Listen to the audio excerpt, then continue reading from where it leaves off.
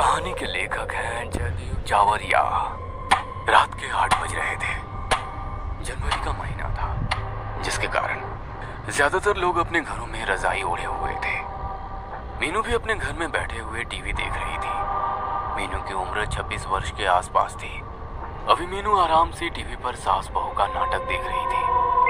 अचानक उसके फोन की रिंग बज उठी। फोन की रिंग बजते ही मीनू ने बुरा सा मुंह बनाया, जैसे मानो किसी ने उसको जबरदस्ती करेले का जूस मुंह में पिला दिया हो। उसने देखा फोन उसकी बेस्ट फ्रेंड पूजा का आ रहा था। मीनू ने जल्दी से फोन रिसीव किया। मीनू यार, जितना जल्दी हो सके मेरे घर आ जा। मेरे मम्मी पापा किसी शादी में गए हुए हैं और मुझे बार बार ऐसा लग रहा है जैसे मेरे घर में कोई है। यार तू कहीं पागल तो नहीं हो गई है? इतनी पढ़ी लिखी होकर भी अनपढ़ों वाली बात करती है। आज के जमाने में कोई भूत प्रेत नहीं होता है, ठीक है? पूजा की दहशत में डूबी हुई आवाज आई। मीनू, माँ कसम मुझे पूरे घर में पायल की आवाज आ रही है, जैसे मानो हमारे घर में कोई लड़की पायल पहनकर घूम रही हो। तू तो यार सच में पागल हो गई है। तभी दूसरी तरफ से पूजा की जोरदार चीख सुनाई दी। पूजा क्या हुआ? पूजा कुछ बोल क्यों नहीं रही? वो कई बार बोली पर फोन तो कर चुका था। मीनू ने जल्दी से पूजा को फोन मिलाया, पर पूजा का फोन बंद जा रहा था। मीनू की हालत बहुत खराब हो गई थी। सारा बदन पसीने पसीने हो गया था।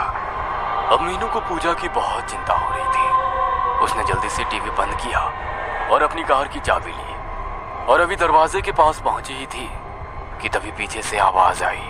बेटा मीनू, इतनी ठंड में इस समय कहाँ जा रही हो? मम्मी, अभी पूजा का फोन आया था। उसे अपने घर में डर लग रहा है, इसीलिए कह रही थी कि तू आजा थोड़ी देर के लिए, जब तक उसके मम्मी पापा नहीं आ जाते। ठीक है, पर जल्दी आ जाना। हाँ ठीक है मम्मी। मीनू जल्दी से अपनी कार में बैठी और कार को उड़ाती हुई ले गई। इस समय मीनू को यह डर सता रहा था कि कहीं पूजा को कुछ हो ना जाए। मीनू ने पूजा के घर के आगे अपनी कार और जल्दी से भागते हुए दरवाजे पर पहुंची। दरवाजे पर हाथ मारा तो दरवाजा खुलता चला गया। मीनू की सांस काफी तेजी से चल रही थी। मन में तरह तरह के विचार आ रहे थे। कांपते कदमों से मीनू ने गैलरी पार की। पूजा तुम कहाँ हो? पूजा देखो, मैं आ गई। पूरे घर में ऐसा सन्नाटा था जैसे किसी कब्रिस्तान में होता है। मीनू डरते डरते पूजा के कमरे की तरफ बढ़ी। मीनू ने जैसे ही पूजा के रूम में पैर रखा, तभी एकदम से रूम की लाइट चली गई, पर खिड़की से थोड़ा बहुत प्रकाश रूम के अंदर आ रहा था। शायद वो प्रकाश बाहर लगे खंभों पर लगी लाइट से आ रहा था। मीनू को ऐसा लगा मानो उसके जिस्म से जान निकल गई हो। मीनू का सारा जिस्म पसीने से नहा गया। रूम के अंदर इजी चेयर पर कोई बैठा हुआ था और इजी चेयर चर चर की आवाज कर रही थी, जो वातावरण को और भी डरावना बना रहा था। मीनू आहिस्ता आहिस्ता इजी चेयर की तरफ बढ़ी। अभी वो मुश्किल से 5 कदम की दूरी पर ही पहुंची थी। किसी ने मीनू का दायां पैर पकड़ लिया। मीनू ने महसूस किया पकड़ने वाले के हाथ बर्फ की तरह ठंडे हैं। मीनू को पैर पर कुछ चिपचिपा सा महसूस हुआ। मीनू अपने स्थान पर खड़ी रह गई। आंखों में मौत का खौफ उसको साफ दिखाई दे रहा था। उसकी आवाज गले में कहीं अटक सी गई थी। मीनू ने हिम्मत करके अपना पैर छुड़वाया। जब पीछे मुड़कर नीचे देखा तो कोई भी नहीं था। अपने पीछे किसी को ना पाकर उसे ऐसा लगा जैसे उसकी सांस में सांस आई। फिर मीनू सीधी हुई तो क्या देखती है, इजी चेयर बिल्कुल खाली थी। अभी थोड़ी देर पहले इस पर कोई था, पर अब कोई नहीं है। मीनू को बहुत डर लग रहा था।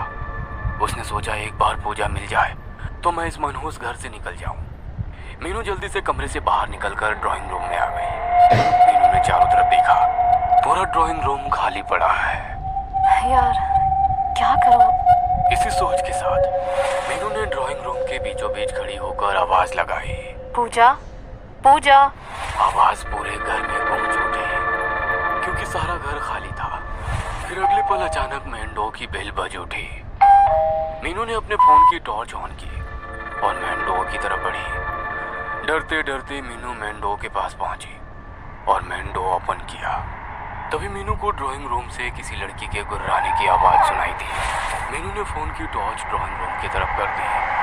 सामने ड्राइंग रूम के बीचों बीच एक लड़की खड़ी थी जो ऊपर से नीचे तक सफेद कपड़े पहने हुए थी। मीनू ने जैसे ही उस लड़की को देखा तो उसकी आंखें फटी की फटी रह गई। एकदम से उस लड़की ने मीनू की तरफ दौड़ लगा दी। मीनू जोर से चीखी और डर के मारे अपनी दोनों आंखें बंद कर ली। अगले ही पल किसी ने मेन डोर ओपन किया और उसमें से एक युवक अंदर आया। उसने देखा मीनू दीवार के सहारे खड़ी है। उस युवक ने मीनू को आवाज दी, मीनू तुम चीखी क्यों? जैसे ही मीनू ने उस युवक की आवाज सुनी तो उसकी जान में जान आई। हाँ देव, तुम कब आए? जब तुम चीखी तभी आया था। मैंने सोचा पता नहीं क्या हो गया। मीनू ने काफी देर बाद महसूस किया कि ड्राइंग रूम में लाइट आ चुकी है। देव, यहाँ ड्राइंग रूम के बीचों बीच एक लड़की खड़ी थी। दोनों हाथ खून से सने हुए थे। वो लड़की मेरी तरफ भाग कर आ रही थी, तभी डर के मारे मेरे मुंह से चीख निकल गई। देव सारी बात समझते हुए बोला, मीनू क्या तुम पागल तो नहीं हो गई? आज के जमाने में कोई भूत प्रेत नहीं होते। मेरी बात का यकीन करो देव। कैसे करूं? इस दुनिया में भूत नाम की कोई चीज नहीं होती। देव, मैं भी नहीं मानती थी कि भूत प्रेत जैसे कुछ होते हैं, पर आज मैंने अपनी आंखों से देखा और खुद महसूस किया इन सब चीजों को। पर मीनू तुम यहाँ पूजा के घर क्या कर रही हो? मीनू ने देव को फोन पर हुई पूजा के साथ सारी बात बता दी, जिसे सुनकर एक बार तो देव भी परेशान हो गया। उसका भी दिमाग काम नहीं कर रहा था, क्योंकि जितना देव मीनू को जानता है उस हिसाब से मीनू भी भूत प्रेत में विश्वास नहीं करती थी। देव कुछ सोचते हुए बोला, मीनू तुमने पूजा का फोन ट्राई किया? घर पर ट्राई किया था, पर तब बंद जा रहा था। देव ने जल्दी से अपना फोन निकाला और पूजा के मम्मी पापा को फोन किया और यहाँ की सारी घटना बता दी। उसके बाद पूजा के मम्मी पापा शादी का प्रोग्राम बीच में ही छोड़कर अपने घर आने लगे। देव और मीनू दोनों ने मिलकर पूजा का पूरा घर छान मारा, पर पूजा का कोई नामो निशान ना मिला। मीनू, पूजा को पूरे घर में ढूंढ लिया पर वो नहीं मिली। मीनू भी सोच में पड़ गई, क्योंकि जब वो पूरे घर में नहीं मिली तो फिर वो कहाँ गई? हमें शायद पुलिस को फोन करना चाहिए। नहीं, अभी नहीं कर सकते, क्योंकि हम पुलिस से क्या कहेंगे? कोई भी हमारी बात पर यकीन ही नहीं करेगा। पर हमें कुछ तो करना ही होगा। क्या करे? सारा घर तो छान मारा। जहाँ तक मुझे पता है यहाँ एक बेसमेंट भी है। क्यों ना एक बार बेसमेंट में देख लिया जाए? अगले पल दोनों बेसमेंट के बाहर खड़े थे। पुनः एक बार देव ने पूजा का फोन नंबर मिलाया तो फोन की बेल बजने लगी। पूरे बेसमेंट में शमशान सा सन्नाटा फैला हुआ था, जिस कारण पूजा के फोन की रिंगटोन पूरे बेसमेंट में गूंज रही थी। रिंगटोन की आवाज नीचे बेसमेंट में से आ रही थी। अगले ही पल रिंगटोन बजनी बंद हो गई। देव ने मीनू की तरफ देखा, जैसे पूछ रहा हो कि नीचे चलने के लिए तैयार हो। मीनू के आगे कोई रास्ता नहीं था। वो अपनी बेस्ट फ्रेंड को ऐसे छोड़कर नहीं जा सकती थी। उसने नीचे जाने का फैसला किया। अगले ही पल दोनों बेसमेंट में दाखिल हुए। बेसमेंट काफी गंदा हो रखा था। सारा सामान यूं ही बिखरा पड़ा हुआ था। बेसमेंट में काफी अंधेरा हो रहा था। ऐसा लग रहा था जैसे बेसमेंट में एक जमाने से कोई नहीं आया होगा। देव और मीनू ने अपने फोन की टॉर्च ऑन की। देव और मीनू को किसी के हंसने की आवाज आई। दोनों ने उस दिशा में देखा। दीवार से कोई लड़की नीचे उतर रही थी। अंधेरा काफी होने के कारण देव वो मीनू को साफ दिख नहीं रहा था। उसने सफेद कपड़े पहन रखे थे। हाथों से लगातार खून निकल रहा था। चेहरा साफ नहीं दिखाई दे रहा था। मीनू ने जल्दी से देव की बाजू पकड़ ली। देव, ये वही लड़की है जिसे मैंने ऊपर ड्राइंग रूम में देखा था। मीनू का सारा जिस्म सूखे पत्ते की तरह कांप रहा था। एक बार फिर आंखों में मौत का खौफ छा गया था। देव की भी हालत खराब हो रही थी, पर वो जानता था अगर इस समय खुद को ना संभाला तो कुछ भी हो सकता है। देव ने हिम्मत करके पूछा, कौन हो तुम? लड़की धीरे धीरे देव और मीनू की तरफ बढ़ रही थी, जैसे मानो पैरों में मेहंदी लगी हो। उस लड़की के हाथ से अब भी लगातार खून निकल रहा था। जैसे जैसे लड़की दोनों के करीब आ रही थी, वैसे वैसे दोनों को अपनी सांसें रुकती सी महसूस हो रही थी। देव ने फिर हिम्मत करके पूछा, कौन हो तुम? ये मेरा घर है, तुम सब मेरे घर से निकल जाओ। ये घर मेरी दोस्त पूजा का है। अगर 1 मिनट में तुम मेरे घर से नहीं गए तो अपनी मौत के खुद जिम्मेदार होगे। हम इस घर से कहीं नहीं जाएंगे। लड़की ने इस प्रकार दोनों हाथ उठाए जैसे कुछ कर रही हो। अगले ही पल एक लकड़ी की कुर्सी उड़ते हुए देव और मीनू के सिर पर जा लगी। दोनों नीचे फर्श पर जा गिरे। दोनों ने जैसे ही अपना अपना फोन उठाया, अगले ही पल एक तेज धार चाकू उड़ता हुआ सीधा देव के फोन वाले हाथ में लगा। चाकू देव के हाथ के आर पार हो गया। देव अपना हाथ पकड़कर तड़पने लगा। उसके हाथ से खून निकल रहा था। देव ने तड़पते हुए कहा, मीनू जल्दी से फोन की टॉर्च बंद करो। मीनू ने जल्दी से फोन की टॉर्च बंद की और देव का हाथ पकड़कर सीढ़ियों की तरफ भागी। देव हाथ में चाकू लगने के बावजूद भी लगातार भागे जा रहा था, क्योंकि उसे पता था बेसमेंट में एक पल भी रुकना अपनी मौत को न्योता देने के बराबर है। देव व मीनू को अपने पीछे सामान फेंकने की आवाज आ रही थी। दोनों में से एक ने भी पीछे मुड़कर देखने की कोशिश नहीं की। ऊपर आते ही दोनों को अपनी उड़ती हुई सांसों को काबू करने में 2 मिनट का समय लगा। अगले ही पल पूजा के घर के बाहर एक कार आकर रुकी। उस कार में कोई और नहीं बल्कि पूजा के मम्मी पापा थे। देव व मीनू भागते हुए कार के पास पहुंचे। प्रदीप और सीमा ने जब देखा कि देव के हाथों में एक चाकू आर पार हो रहा है तो उनके होश उड़ गए। देव बेटा, ये क्या हो गया? तुम्हारे हाथ में चाकू लगा है। ये सब किसने किया? अंकल और आंटी, मैं आपको सब बता दूंगा। आप पहले मेरी बात ध्यान से सुने। ये घर आपने कब लिया था? प्रदीप व सीमा दोनों एक दूसरे को देखने लग गए, जैसे एक दूसरे से पूछ रहे हो कि इन दोनों को सच बताया जाए या नहीं। अंकल और आंटी, आपके चेहरे देखकर कुछ ऐसा लग रहा है जरूर इसके पीछे कोई ना कोई राज छुपा हुआ है। बेटा, बात ये है, ये घर हमें बहुत कम दामों में मिला था। देव और मीनू दोनों चौंके बिना नहीं रह पाए। ये बात तो उस समय हमें भी समझ में नहीं आई थी।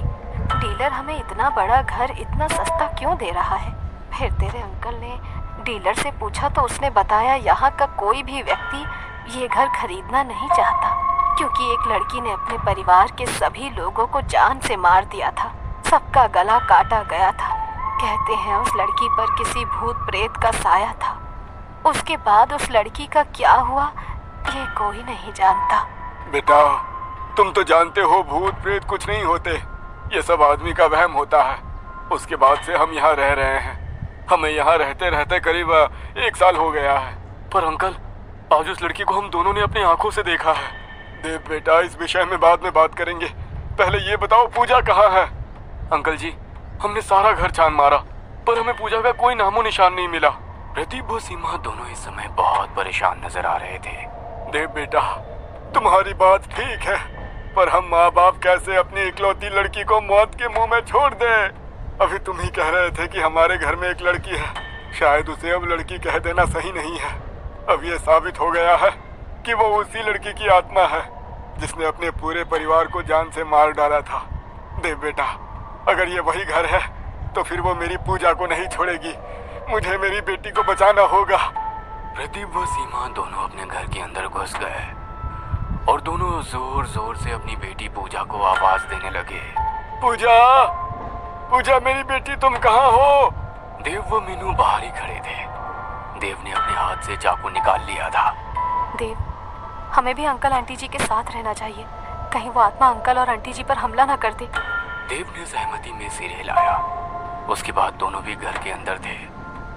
अंदर जाते ही उन्हें पूजा के पापा मम्मी की आवाज सुनाई दी। पूजा बेटा, उठ जा। तुझे क्या हो गया? देखो तुम्हारे पापा तुम्हारे पास हैं।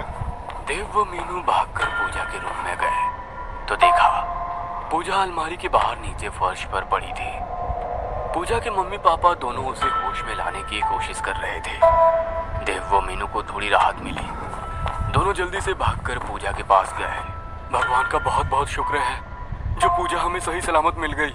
अभी देव कुछ और कहना ही चाहता था कि छत पर लगा पंखा फर्श पर गिर गया। चारों एक साथ चौंके। अंकल, हमें जल्दी से पूजा को घर के बाहर निकालना होगा, वरना यह आत्मा हम में से किसी को भी नहीं छोड़ेगी। प्रदीप कुमार ने जल्दी से पूजा के बेहोश शरीर को उठाया और ड्राइंग रूम की तरफ चल दिया। बाकी तीनों भी प्रदीप कुमार के पीछे पीछे चल दिए।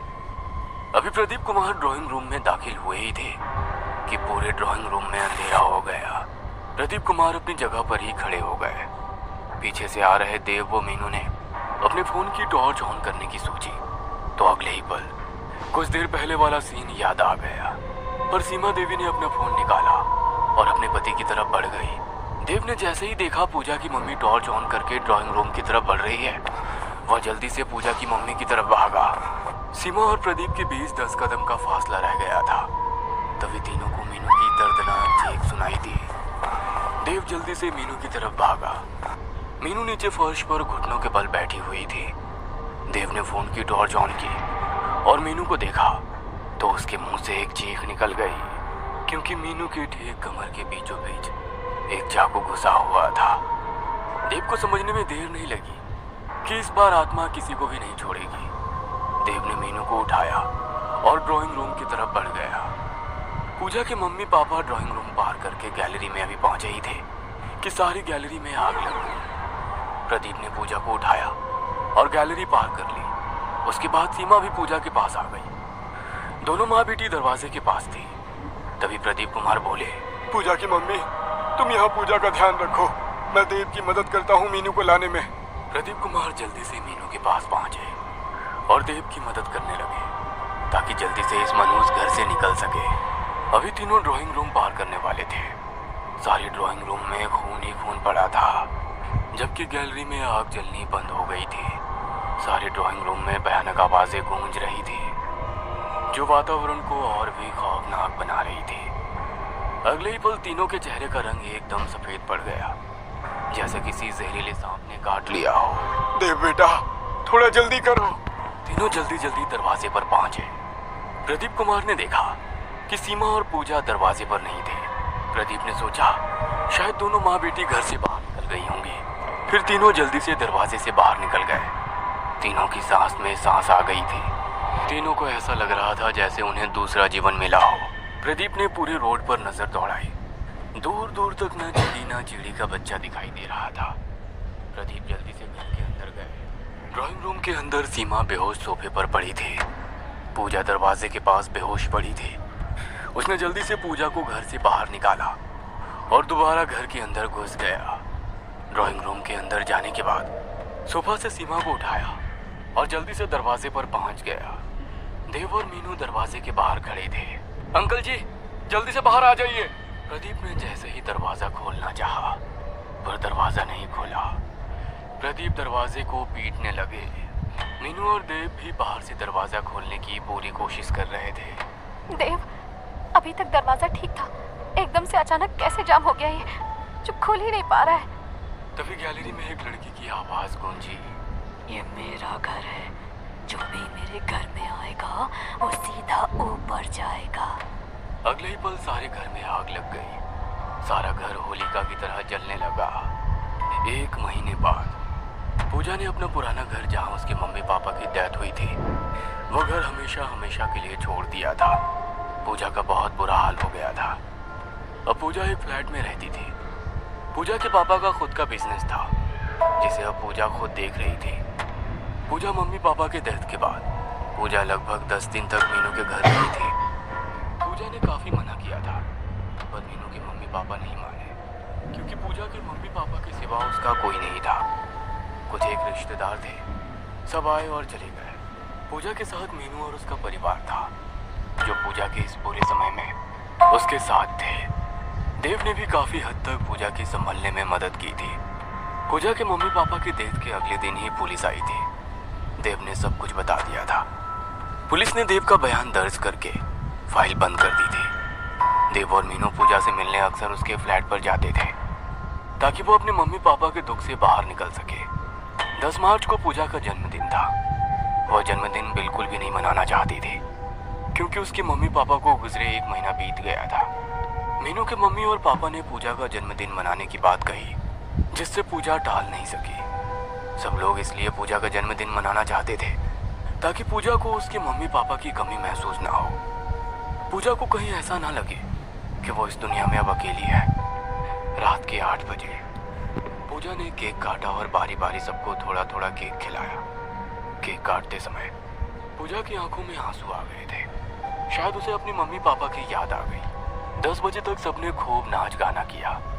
फिर 10:30 बजे सब लोग अपने अपने घर चले गए, केवल मीनू को छोड़कर, ताकि वो पूजा के साथ मिलकर उसका काम में हाथ बटा सके। पूजा सिंक में बर्तन धो रही थी और मीनू बर्तन को कपड़े से साफ कर रही थी। पूजा खुश दिखाई दे रही थी कि उसे मीनू जैसी दोस्त मिली, जो उसके बुरे समय में भी उसके साथ खड़ी है। पूजा के चेहरे पर खुशी थी कि इतने सारे लोग उसके लिए आए थे। मीनू यार, तुम और तुम्हारा परिवार कितना अच्छा है, जो मुझ जैसी लड़की को भी अपनी लड़की की तरह प्यार करते हैं। सच बोलूं तो मैं सोच ही रही थी कि मम्मी पापा के बाद जिंदगी कैसे काटूंगी, पर अब मुझे किसी बात का गम नहीं है। मेरी बहन, हम सब तेरे साथ हैं। इसी को तो दोस्ती कहते हैं। पूजा बातें करते करते बर्तन धो रही थी कि अचानक उसके मुंह से एक जोरदार चीख निकली। मीनू ने उसे पकड़कर झंझोड़ा। पूजा, पूजा क्या हो गया? तुम इतनी जोर से क्यों चीखी? पूजा ने अपने दोनों हाथ ऊपर किए, जिसे देखकर मीनू की भी चीख निकल गई, क्योंकि पूजा के दोनों हाथ खून से सने हुए थे। कोई नुकीली चीज बर्तन साफ करते समय चुभ गया था। अगले ही पल फ्लैट की लाइट चली गई। दोनों पहले ही डरी हुई थी और अब कुछ ज्यादा ही डर रही थी। तभी फ्लैट का दरवाजा खुला और एक साया अंदर आया। एक डरावनी आवाज उसके मुंह से निकली, आई एम बैक। हमें छोड़ दो प्लीज। हाँ, हमने तुम्हारा क्या बिगाड़ा है? हमें छोड़ दो। साया धीरे धीरे दोनों की तरफ बढ़ रहा था। उसके हाथ में 2 चाकू थे। पूजा और मीनू का दिमाग जैसे जाम हो गया। दोनों अपनी जगह से हिल भी नहीं पाए। अगले ही पल साया उनके बिल्कुल पास आ गया।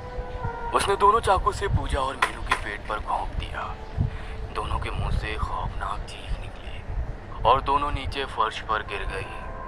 अगले ही पल पूरा फ्लैट लाइट से जगमगा गया। पूजा वो मीनू ने अपने पेट पर हाथ मारा तो देखा पेट पर एक छोटा सा भी निशान नहीं था। पूजा और मीनू ने एक दूसरे को देखा।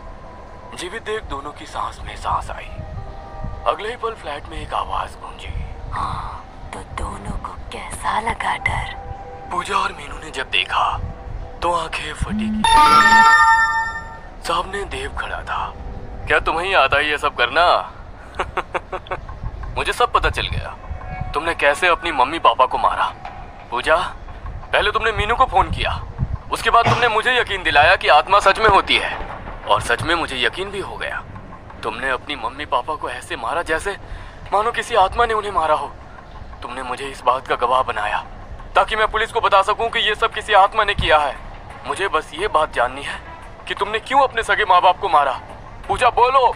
मेरे बाप ने अपनी रखेल के साथ मिलकर मेरी माँ को ऐसे मारा कि सबको लगे ये सब एक दुर्घटना है। मेरी मम्मी ने छत से कूदकर खुदकुशी की। ये बात मेरे बाप ने साबित कर दी, क्योंकि जिस दिन मम्मी की डेथ हुई उस दिन मेरा बाप शहर में ही नहीं था। लेकिन पूजा, तुमने 3 साल का समय क्यों लिया ये सब करने के लिए? पूजा की आंखों में आंसू आ गए। बात दरअसल ये थी कि 2 महीने पहले रात 1 बज रहा था।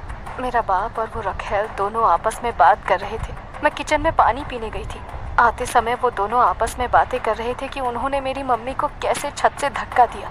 उसके 3 महीने बाद मेरे बाप ने अपनी रखेल से शादी कर ली। मैंने एक लंबी योजना बनाई। छत से जो पंखा गिरा उसके नट बोल्ट ढीले कर दिए थे। घर में गैस का सिलेंडर खुला छोड़ा था। जब तुम दोनों घर से बाहर गए, पापा मेरी सौतेली माँ को लेने अंदर आए, तभी आग लगी। मैंने उसी समय जलती तीली उन पर फेंक दी। मैं ही चुड़ैल बन जाती थी और तुम्हें डराया था। जो चाकू मैंने तुम्हें मारे उसके लिए मैं माफ़ी मांगती हूँ। देव, अगर तुम्हें लगता है कि हमने कुछ गलत किया है तो तुम पुलिस को बता सकते हो। तुम दोनों ने मिलकर अच्छा ड्रामा किया। तुम दोनों फ्रेंड्स का तालमेल गजब का था। पूजा, तुम्हारे पास क्लोरोफॉर्म वाला रुमाल था। तुमने सीमा को बेहोश किया ताकि वो घर के भीतर रहे, और तुम्हारे पापा जब उनको लेने अंदर जाए तब तुम आग लगा दो। तुम दोनों ने परफेक्शन के साथ पूरा घटनाक्रम को क्रियान्वित किया। उस समय मुझे समझ में नहीं आया, लेकिन फिर धीरे धीरे सब समझ गया। देव ने एक नज़र दोनों को देखा और जेब से फोन निकाला। मीनू और पूजा दोनों देव को ही देख रहे थे। देव ने फोन मिलाया। कितनी जल्दी आओगे? अगले ही पल देव ने फोन काट दिया। अगले ही पल दरवाजे से एक आदमी अंदर आया। सर, ये आपका पिज्ज़ा। अरे अब हम तीनों दोस्त हैं, फिर मैं कैसे तुम्हारा साथ नहीं दूंगा? हाँ,